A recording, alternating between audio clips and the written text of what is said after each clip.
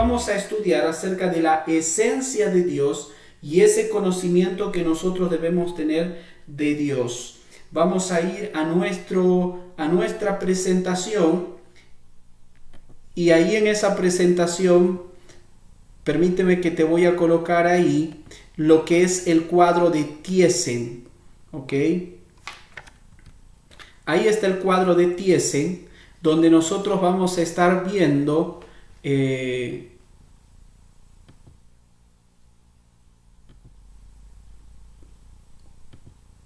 una forma de poder abordar este tema de quién es Dios. La pregunta en cuestión es ¿quién es Dios? Queremos conocer a Dios. ¿Cómo podemos conocerlo? A través de lo que sería la teología bíblica. Bueno, en primer lugar tenemos que ver en la Biblia lo que Dios nos ha revelado. En este caso nos sirve de ayuda este cuadro de este teólogo, en el cual en primer lugar nos va a describir este primer aspecto de Dios en relación a la esencia de Dios. ¿Quién es Dios? Bueno, vamos a estudiar la esencia, y dentro de este tema de la esencia necesitamos saber cómo es Dios, y vamos a hablar acerca de su espiritualidad. En segundo lugar, vamos a preguntarnos ¿y cuándo existió Dios? ¿Cómo es que Dios existe? Y hablaremos de su autoexistencia, de su unidad, hablaremos de la inmensidad, hablaremos de la infinidad y hablaremos de la eternidad de Dios. En segundo lugar, hay dos cuadros más ahí que tú tienes, donde se clasifica algunos atributos de Dios en atributos morales y no morales. Los teólogos han usado esta clasificación de diferentes maneras. Han clasificado de otras formas también en relación a estas cualidades acerca de la persona de Dios. Y por ejemplo, algunos lo han colocado de la manera de, por ejemplo, atributos incomunicables y comunicables. Otros lo han colocado como atributos absolutos y relativos, y también como atributos inmanentes y transitivos, incluso algunos como constitutivos y personales. En el caso nuestro, nosotros vamos a usar esta otra clasificación que es más tradicional, el tema de los atributos morales de Dios y los atributos no morales de Dios. Después vamos a explicar un poquito más en este punto cuando entremos al tema de los atributos. Pero vamos a estudiar entonces este primer elemento en la pregunta de quién es Dios, hablando de la esencia de Dios. Y en primer lugar vamos a estudiar acerca de su espiritualidad. Espiritualidad. Y aquí la pregunta ¿por qué se describe a Dios como Dios es espíritu? Mira en Juan capítulo 4, versículo 24, y dice: Dios es espíritu, y los que le adoran en espíritu y en verdad es necesario que le adoren. Dios es espíritu. ¿Qué significa eso? Bueno, en primer lugar, que Él es inmaterial. Él no tiene un cuerpo. Él no puede ocupar un espacio porque Él es espíritu. Dios en esencia es espíritu. La palabra espíritu en griego es neuma y en hebreo es ruá, que significa viento o aliento. Por eso en Génesis, cuando Dios hace al hombre, dice la escritura que Él sopló aliento de vida y fue el hombre un ser viviente. Dios sopló entonces su espíritu. Dios se revela también en un lenguaje entendible para el hombre. Claro, tú vas a ver a lo largo de la Biblia que de pronto Dios se describe con manos, con ojos, con rostro, con pies, incluso con su espalda se menciona la Biblia. A eso llamamos antropomorfismo. Este es un término literario, se usa en la literatura como una figura. Sabes, normalmente nosotros también hablamos de esta manera. De pronto estás apurado para ir a algún lugar y tú refieres a alguien y le dices: voy a ir volando. Lo que estás diciendo no es que tú tienes la capacidad de volar. Simplemente estás diciendo en forma figurada que tienes que ir lo más rápido que puedas. Lo que el Señor nos está mostrando a lo largo de la Biblia es que Él también se revela en un lenguaje entendible para el hombre. El Dios, la majestad de Dios se va a comunicar a nosotros en un lenguaje sencillo. En otras palabras, lo infinito es descrito en términos finitos. Salmos 94:9. Busca tu Biblia, por favor, y dice ahí: el que hizo el oído no oirá, el que formó el ojo no verá. ¿Sabes? Nuestra concepción de Dios muchas veces es humanista. Queremos entender a Dios de la forma como miramos a las personas, como miramos el mundo, las cosas materiales. Pero debemos despojarnos de esa concepción, de esa forma humanista en la cual muchas veces estamos percibiendo a Dios o describiendo a Dios. Dios no necesita ojos para ver y Dios no necesita oídos para oír como nosotros lo necesitamos, porque Dios es inmaterial, Dios es espíritu. En segundo lugar, Dios es invisible. ¿Qué significa que Dios es invisible? Pues en segundo lugar, habla acerca de las cosas invisibles. Vamos a ir a Romanos capítulo 1, versículo 20. Dice: porque las cosas invisibles de Él, su eterno poder y deidad, se hacen claramente visibles desde la creación del mundo. Esas cosas invisibles que nos describe Romanos en el capítulo 1, está hablando de la palabra aoratos en griego, y es aquellas cosas que solo son percibibles por medio de la fe. Es decir, sabes, no podemos acercarnos a Dios con simplemente nuestros sentidos. Queremos conocer a Dios. Muchas veces nosotros conocemos la realidad por medio de nuestros sentidos. Puedes saber del viento porque lo percibes, lo sientes, ¿no es cierto? Pero no lo puedes ver. Puedes saber de la luz, puedes saber de los colores porque lo puedes ver. Tal vez puedes decir, bueno, esto es duro porque lo estás tocando, o esto es suave porque lo estás tocando. Es decir, la realidad humana puede ser percibida por nuestros sentidos, pero la realidad divina sobrepasa nuestros sentidos y Dios nos desafía a mirarlo por medio de la fe.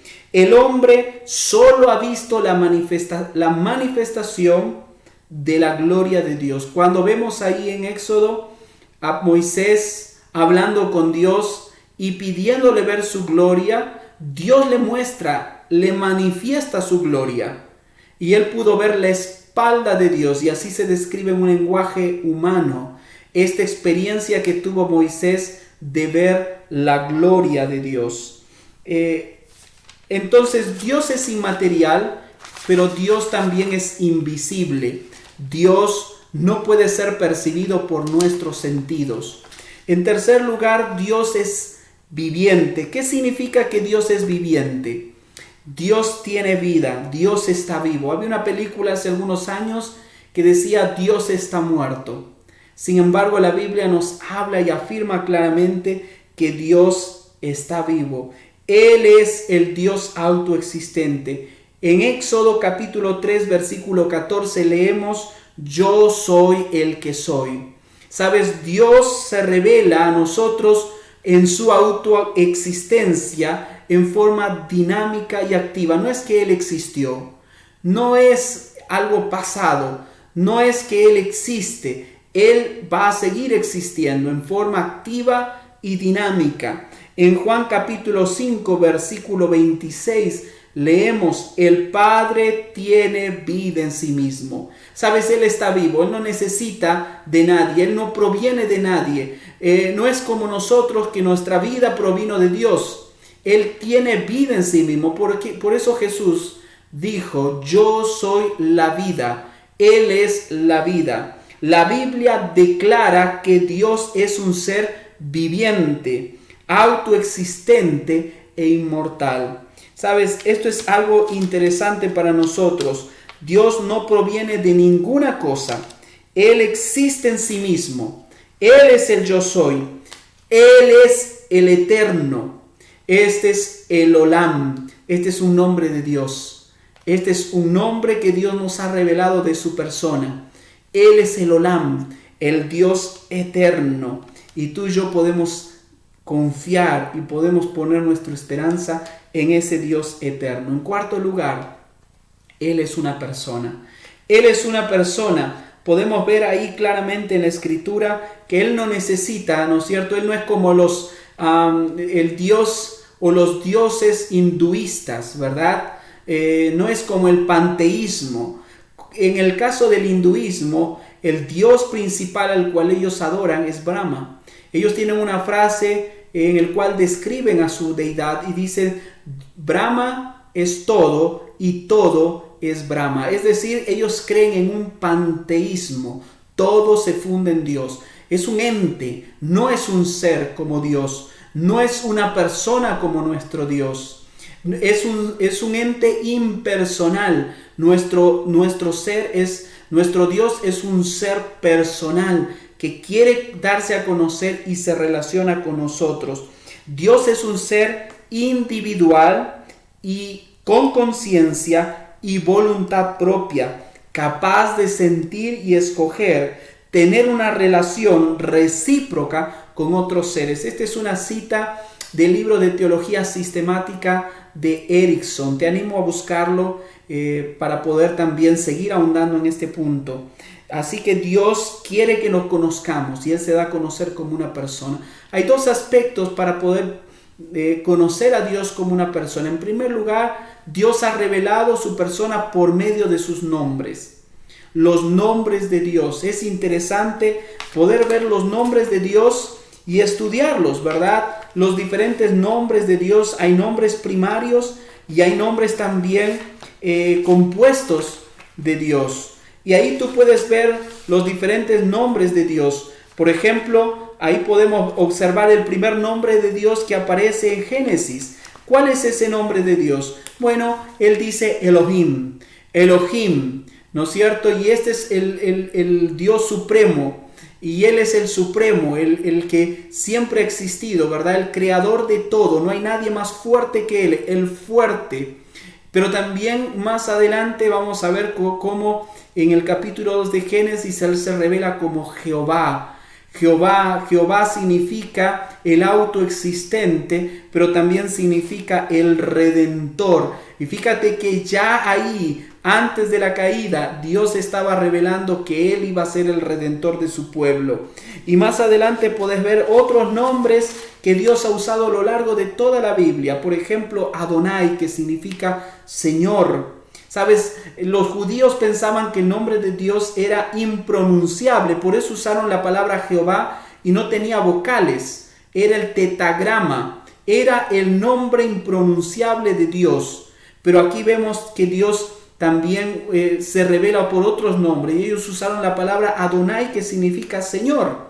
Y también otros nombres como el Elión, el Altísimo, el Roy, el Dios que ve, el Shaddai, el Dios todopoderoso, el Olam, el Dios eterno, Jehová Jireh, el Dios que provee, Jehová Nisi, Él es mi estandarte y mi bandera, Jehová Makadesh, el Señor que santifica, Jehová Tzidkenu, Él es nuestra justicia, Jehová Sabaoth, el Dios de los ejércitos. Imagínate todos estos nombres que Dios utiliza y revela a su pueblo para darse a conocer. ¿Por qué? Porque Él es una persona.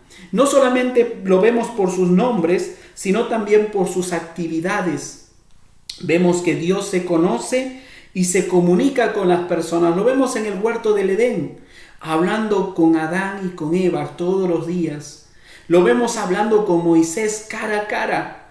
Lo vemos hablando con Abraham, llamándole a Abraham el amigo de Dios. Vemos ahí hablando con los profetas en el Antiguo Testamento. Lo vemos hablando en el Nuevo Testamento con los apóstoles. Y hoy Dios habla contigo por medio de su palabra y a través de su Santo Espíritu Él nos revela su plan y su voluntad. ¿Por qué? Porque Él es una persona. También podemos ver que Él es una persona porque Él posee todas las cualidades de la personalidad. ¿Sabes? Podemos ver en la Biblia que se describe a Dios como teniendo emociones. Él tiene emociones, Él tiene intelecto y Él tiene voluntad. Lo vemos ahí doliéndose por el pecado del hombre, airándose por el pecado del hombre. Lo vemos ahí sufriendo. Lo vemos también a Dios amando, ¿no es cierto? Por cuanto dice la Biblia en Juan 3:16, porque de tal manera amó Dios al mundo. Y vemos ahí las emociones de Dios, pero también vemos el intelecto. Dios puso un plan, Él diseñó, Él hizo la creación, todo el universo, basado en su inteligencia, en su intelecto. Y la Biblia dice que todo lo hizo perfecto y fue bueno en gran manera. Pero también vemos a Dios en su voluntad. Dios decide castigar el pecado. Dios decide enviar a su Hijo para salvar al mundo. Dios decide amarnos. Dios decide salvarnos. ¿Sabes? Ahí lo vemos en acción. A un Dios amoroso, a un Dios que provee la salvación para todo el mundo. Y eso es una muestra de su personalidad de Dios. ¿Sabes? Hemos visto en este video 4 cosas de la espiritualidad de Dios. Dios es espíritu. En primer lugar, hemos visto que Él no tiene cuerpo, es inmaterial. En segundo lugar, hemos visto que Él es invisible, que Él no puede ser percibido por nuestros sentidos, pero eso no lo limita a que Él no pueda oír o no pueda ver. Sabes, Él es viviente, Él tiene vida en sí mismo, Él es autoexistente. En cuarto lugar, Él es una persona, Él quiere darse a conocer y Él quiere tener una relación contigo y conmigo.